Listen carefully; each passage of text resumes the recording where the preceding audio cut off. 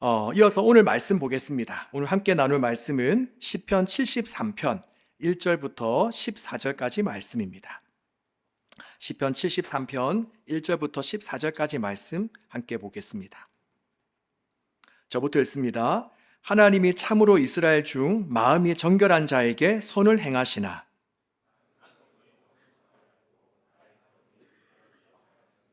이는 내가 악인의 형통함을 보고 오만한 자를 질투하였음이로다. 사람들이 당하는 고난이 그들에게는 없고 사람들이 당하는 재앙도 그들에게는 없나니 살찜으로 그들의 눈이 솟아나며 그들의 소득은 마음의 소원보다 많으며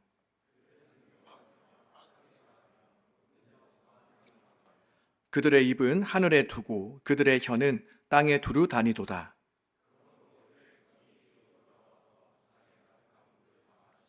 말하기를 하나님이 어찌 알랴 지존자에게 지식이 있으랴 하는도다.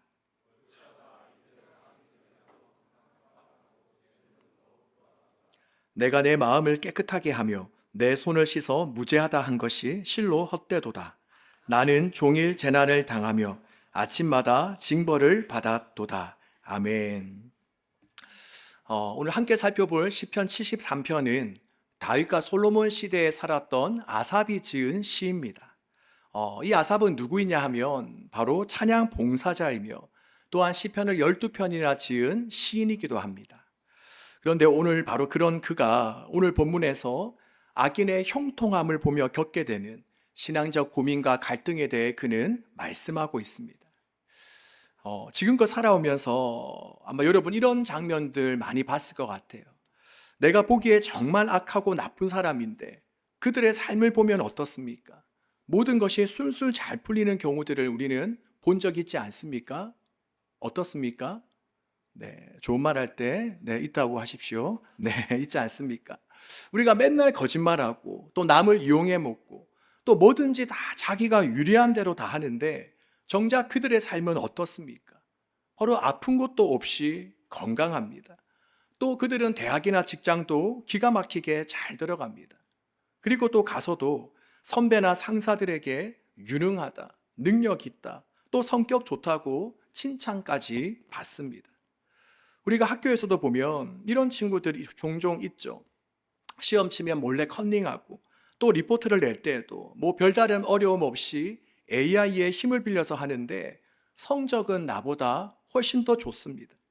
또 직장에서도 보면 부하 직원이 한 공로를 가로채어 윗사람에게 능력 있다라고 칭찬받는 그러한 상사들. 또 자신의 잘못을 남에게 돌리며 자신은 아무런 잘못 없다라는 그러한 표정을 짓는 사람들. 우리는 그러한 일을 겪으면 어떤 생각이 듭니까? 바로 정말 화가 나고 열받습니다. 아니 어떻게 저런 사람이 이러한 대접을 받고 잘 될 수가 있나? 확 내가 모든 걸 다 풀어버리고 회사를 그만둘까 하는 생각을 갖기도 합니다. 그리고 그러다가 끝에는 하나님께 항의를 하기도 하죠. 하나님, 도대체 저런 사람 벌 안 주시고 뭐 하십니까? 어떻게 이럴 수가 있습니까? 하고 우리는 하나님께 따지기도 합니다. 그런데 바로 오늘 본문인 시편 73편을 쓴 시편 기자의 마음이 바로 이와 같습니다. 그는 오만과 폭력을 일삼는 자들이 그리고 언제나 남을 비웃고 또 나쁜 말을 하고 또 거만하고 교만한 자들이 바로 그런 자들이 이 땅에서 남들보다 더 잘 되는 모습을 보며 화가 나는 것을 넘어서서 이제는 마음에 큰 상심과 회의감까지 그는 들게 되었습니다. 그래서 본문 2절과 3절 말씀을 보면 그는 뭐라고 고백합니까? 이렇게 이야기합니다. 나는 거의 넘어질 뻔하였고 나의 걸음이 미끄러워질 뻔하였으니 이는 내가 악인의 형통함을 보고 오만한 자를 질투하였음이로다. 바로 악인은 벌을 받아야 마땅한데 오히려 그런 자들이 이 세상에서는 더 성공하는 그런 모습을 보면서 지금 시인은 회의감이 든다, 상실감이 든다, 마음에 큰 시험이 든다라고 고백하고 있는 것입니다. 바라기는 이 자리에 함께한 우리는 이처럼 남들의 마음을 어렵게 하는 그런 인생을 살지 않기를 바랍니다. 바로 다른 이들의 공로를 가로채서 내 것으로 만들려고 하거나 또 거짓말을 내서 잘못한 것을 남에게 돌리려 한다거나 또 악하고 교만한 말로 남을 쏘아 붙인다던가 바로 그래서 남들로 하여금 큰 회의감과 상실감을 갖지 않도록 하는 저와 여러분 되시기를 바랍니다. 자, 그리고 이어서 또 본문을 보면 악인의 형통함은 또 어떤 결과를 낳습니까? 우리가 처음에 악인의 형통함은 바로 사람의 마음을 어렵게 한다라고 이야기했고 또 두 번째는 그동안 선하게 살았던 사람들이 바로 그러한 악인의 모습을 본받고자 하는 그러한 마음을 갖도록 합니다. 자, 본문 10절부터 13절까지 우리가 시인의 고백을 함께 한번 읽어보도록 하겠습니다. 10절부터 13절입니다. 그러므로 그의 백성이 이리로 돌아와서 잔에 가득한 물을 다 마시며 말하기를 하나님이 어찌 알랴 지존자에게 지식이 있으랴 하는도다. 볼지어다 이들은 악인들이라도 항상 평안하고 재물은 더욱 불어나도다. 내가 내 마음을 깨끗하게 하며 내 손을 씻어 한 것이 실로 헛되도다. 아멘. 바로 방금 이 시인이 고백하고 있는 것처럼 바로 이 악한 자들의 형통함은 그동안 열심히 살아왔던 우리가 그동안 열심히 하나님을 믿었던 자들을 홀리게 하여서 바로 악한 자들의 말과 행동 그리고 그들의 삶의 모습을 따라가게 만듭니다. 지금까지 있었던 교회들 중에서 종종 이런 장면을 본 적이 있습니다. 우리가 각 교회들을 보면 신앙생활이나 교회 생활은 열심히 하지 않았는데 대신 자신의 스펙을 열심히 쌓거나 또 취업 준비나 재테크를 잘해서 그래도 남이 볼 때에 부러워할 만한 조건을 갖춘 청장년들이 있습니다. 그리고 자신이 노력하여서 이 자리에 올라왔다고 생각해서 그러는지 그들은 후배들을 만날 때마다 종종 이런 이야기를 합니다. 야, 너 지금 이렇게 맨날 교회에서만 있으면 어떡하냐? 나중에 너 목사 될 거냐? 아니면 이제 제발 정신 좀 차려라. 나중에 너 어떻게 하려고 그러냐? 물론 이렇게까지 이야기하지는 않을 수도 있겠지만 대략 이야기하려는 의도는 이렇습니다. 그러면 이 말을 듣고 그동안 열심히 교회에서 봉사하며 섬겼던 청년들 그리고 장년들의 마음은 어떻겠습니까? 그들은 자연스럽게 이런 생각을 하게 됩니다. 그동안 자신의 시간과 에너지를 쏟으며 하나님을 섬기고 봉사한 것에 대한 회의감이 들기 시작합니다. 그리고 오히려 지금 꽤 그럴듯한 자격을 갖춘 그들을 부러워하기 시작합니다. 물론 우리가 신앙과 삶의 균형을 맞추는 것은 참 중요합니다. 우리가 교회에서 열심히 봉사하고 섬겼다면 또 우리가 나중에 직장이나 학교로 돌아가서는 학생으로서 또 직장인으로서 맡은 일을 열심히 하는 것이 참 중요하죠. 하지만 그동안 하나님을 믿고 섬기는 것을 그 어떤 것들보다도 더 가치 있고 보람차게 여겼던 사람들이 바로 신앙보다 세상의 성공이나 안정을 더 중요하게 여겼던 그 사람들의 말을 듣거나 또 그들의 모습을 보며 그동안 내가 잘못 살아왔구나. 그동안 내가 헛살았구나. 지금 내가 그동안 열심히 섬기고 봉사한 것은 아무런 소용이 없구나. 누구 하나 알아주지 않는구나. 바로 이러한 생각을 갖게 된다면 그건 정말 가슴 아픈 일이 아닐 수가 없습니다. 그리고 이것은 저만 마음이 아픈 것이 아니라 바로 하나님도 동일할 것입니다. 지금 당장은 어쩌면 눈에 보이지 않고 표가 나지 않아서 그렇지 그동안 우리가 한 영혼을 주님께로 인도하기 위해서 기도하고 봉사하고 섬긴 것이 여러분 얼마나 가치 있고 큰 일입니까? 아마도 이것보다 고귀하고 지혜로운 일은 없을 것입니다. 그런데 세상에서 조금 더 성공한 것처럼 보이는 그들의 말과 모습을 보며 지난날 그들처럼 살지 못하는 것을 후회하고 또 자신이 했던 그 가치 있고 고귀한 일을 그렇지 않은 일로 여겨버린다면 이것은 정말 가슴 아픈 일인 것입니다. 자, 그렇다면 우리가 이런 일을 방지하기 위해서는 어떻게 해야 되겠습니까? 우리는 그 악한 자들의 형통함을 바라보면서 우리가 시험에 들지 않기 위해서는 우리가 붙잡아야 될 것이 무엇이겠습니까? 오늘 우리는 시편 기자의 고백을 통해서 그 힌트를 얻을 수 있는데 바로 1절 말씀입니다. 우리 1절 말씀을 한번 큰 소리로 함께 한번 읽어보겠습니다. 하나님이 참으로 이스라엘 중 마음이 정결한 자에게 선을 행하시나. 아멘. 그렇습니다. 지금 저와 여러분이 붙잡아야 될 것은 무엇이냐? 바로 하나님은 마음이 정직하고 정결한 자에게 선을 베푸시는 분이심을 우리는 믿어야 됩니다. 즉 주님의 말씀을 붙잡고 정말 신실하게 살아온 자에게 하나님께서는 선을 베푸신다. 바로 이러한 하나님을 우리는 믿어야 하는 것입니다. 우리가 이것이 흔들리는 순간 우리는 어떻게 되는가? 바로 그동안 살아왔던 지난날에 대해 회의감을 가지게 되고 또 거짓되고 부패한 부조리한 악한 사람들의 모습을 우리는 본받게 되는 것입니다. 지금껏 저는 몇몇 교회들을 거쳐가면서 많은 분들을 만났는데 그중에 정말 잊을 수 없는 세 사람이 있습니다. 물론 많은 분들이 참 고맙고 감사했지만 그중에 세 명을 저는 결코 잊을 수가 없습니다. 먼저 두 명은 누구냐? 제가 전도사로 첫 사역을 할 때 섬겼던 교회의 청소년 부서 선생님들입니다. 바로 한 명은 당시 23살 여자 청년 선생님으로 고신대학교 4학년이었습니다. 한 번은 제가 겨울 수련회를 준비하는데 그 선생님이 회사 취업 면접이 있어서 수련회를 못 간다는 것입니다. 그래서 지금은 제가 도저히 그렇게 이야기를 할 수 없을 것 같은데 당시 20대 중반에 불과했던 제가 그 선생님에게 이렇게 이야기했습니다. 선생님, 이번에 우리 수련회 함께 가야죠. 그러니 이번에 회사 면접 보지 마십시오. 그러면 하나님께서 2월에 있는 수련회가 다 끝나고 3월 2일에 회사에 들어가도록 할 것입니다. 네, 뭔가 사이비 같죠? 네, 그 당시에는 제가 그랬습니다. 네. 자, 어디서 그런 용기가 있었는지 그렇게 이야기했어요. 그런데 그 순수하고 착한 선생님은 제 말을 듣고 회사 면접을 보지 않고 열심히 수련회를 준비해서 은혜롭게 잘 마쳤습니다. 그리고 또 한 분은 이 선생님과 똑같이 청소년 부서를 섬겼던 분인데 당시 결혼을 하지 않는 36살 여자 선생님이셨어요. 이분도 얼마나 열심히 저를 도와주셨는지, 담임 목사님이 자리를 비워서 제가 새벽 기도회를 인도해야 되는 날이면 이제 새벽 기도 설교를 하고 불을 꺼야 되는데 이제 보통은 제가 불을 끄는데 제가 설교를 하고 있으니까 불을 끌 사람이 없잖아요. 네, 그러니 불을 끌 사람이 없다고 본인이 자진해서 그 새벽에 나오셔서 불을 꺼주셨습니다.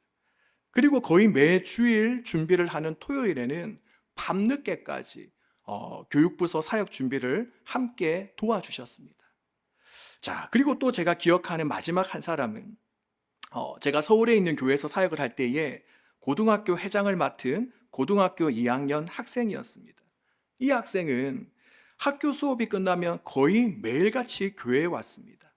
그러면서 거의 매일 저와 함께 어떻게 하면 우리 고등부 학생들이 하나님을 인격적으로 만날 수 있을까?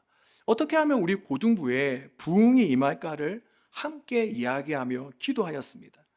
그러면서 당시 고등학교 2학년에 불과한 그 학생이 고등부 제자 훈련을 하는 그 책도 함께 그 학생이 만들어줬고 또 고등부 수련회를 비롯해서 모든 행사를 그 학생이 주도적으로 계획하고 진행하였습니다.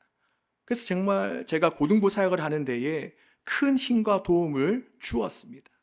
자, 뭐 이것 외에도 여러 가지 일화들이 있지만 그러니 어떻게 제가 이 세 명을 잊을 수가 있겠습니까? 저는 제 평생에 고마운 사람 하면 항상 이 세 명이 먼저 생각납니다. 그리고 그 누구보다도 이 세 사람이 잘 되기를 응원하며 기도하였습니다. 그런데 여러분, 놀랍게도 이런 이들에게 어떤 일이 일어난 줄 아십니까?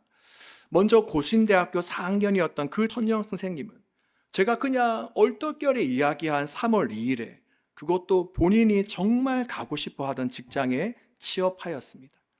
그리고 두 번째로 미혼이던 36살 여자 선생님은 같은 교회에 다니는 남자분과 결혼을 했고 또 매일같이 교회에 함께 사무실에서 부흥을 위해 고민하며 기도했던 그 95년생 그 학생은 바로 졸업하자마자 좋은 곳에 취직하여 지금까지 잘 다니고 있고 또 이번 가을에는 믿는 남자를 만나 결혼을 하게 되었습니다. 바로 저는 이러한 사실을, 이러한 현상을 보며 한 가지 확신한 것이 있습니다. 그것은 바로 하나님께서는 자기 개인의 유익보다 교회 공동체 영혼의 유익을 먼저 생각하며 주님의 일을 위해 최선을 다한 자들의 그 수고와 노력을 주님은 모르지 않으신다는 것입니다. 주님은 다 아신다는 것입니다. 그리고 주님은 가장 좋은 것으로 베풀어 주신다는 것입니다. 저도 어떻습니까? 제가 그들에 대해서 고마움을 느끼니 그들이 잘 되었으면 하는 마음을 늘 가졌습니다. 그렇다면 우리 하나님은 어떠하시겠습니까? 바로 사랑과 모든 능력을 가지신 하나님께서는 그처럼 하나님의 나라를 위해 수고한 그들이 잘 되도록 도와주시지 않겠습니까? 근데 여기에서 우리가 하나 놓치지 말아야 될 것이 있습니다. 그것은 뭐냐? 물론 그렇다고 바로 이 세 명과 같이 모두가 다 똑같이 좋은 응답이 곧바로 오는 것은 아니라는 것입니다. 바로 어떤 사람들은 최선을 다해 하나님과 하나님의 몸된 교회를 섬겼고 또 정직하고 바르게 살았지만 이상하게 손을 대는 것마다 잘 안 되고 또 육신의 병을 얻고 또 원하는 일들이 잘 풀리지 않을 수가 있습니다. 우리가 믿음의 장 하면 우리가 어디를 우리가 이야기하게 하죠? 우리가 믿음의 장 어디죠? 믿음의 장. 네, 다들 알지만 부끄러워서 대답을 못하고 있는데 히브리서 11장이죠. 우리가 히브리서 11장에 보면 어떤 내용이 기록되어져 있습니까? 바로 하나님을 향한 믿음을 가진 자들의 명단이 나와 있는데 똑같이 하나님을 잘 믿고 섬겼는데 그 중에는 정말 세상 사람들이 다 부러워하는 그러한 복을 받은 사람들도 있고 또 하나님을 역시 잘 섬기고 믿었지만 오히려 세상에서 많은 핍박과 어려움을 받은 그런 분들도 있습니다. 하지만 분명한 사실은 무엇이냐? 바로 하나님은 하나님의 마음을 헤아리며 하나님의 말씀과 뜻에 따라 살아간 자들에게 그의 응당한, 그의 합당한 대가를 치르게 하신다는 것입니다. 물론 조금 전에 제가 말씀드린 것처럼 우리가 기대하는 바와는 조금 다를 수가 있습니다. 우리는 어떻습니까? 우리는 지금 당장 좋은 일이 내게 일어나기를 원합니다. 이왕이면 내가 이 세상에 사는 동안 하나님으로부터 많은 복과 은혜를 받기를 원하죠. 그런데 하나님의 때는 다를 수 있습니다. 물론 누군가에게는 당장 잠시 뒤에 그런 일이 일어나기도 하지만 또 누군가는 그렇지 않을 수도 있습니다. 나중에 죽고 나서 빛을 발하거나 아니면 정말 하나님 나라에서 큰 상급을 받을 수도 있습니다.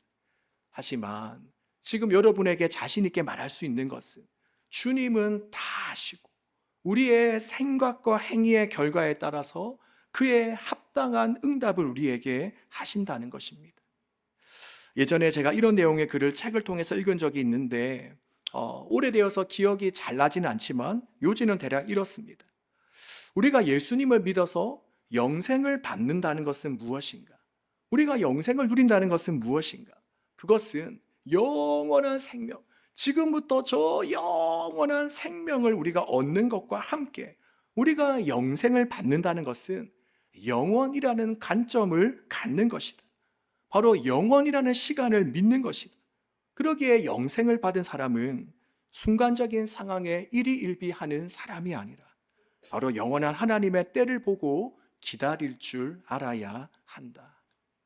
우리 사랑하는 여러분, 우리는 순간의 높낮이와 순간의 기쁨과 슬픔에 왔다 갔다 하는 인생들이 아닙니다. 왜냐?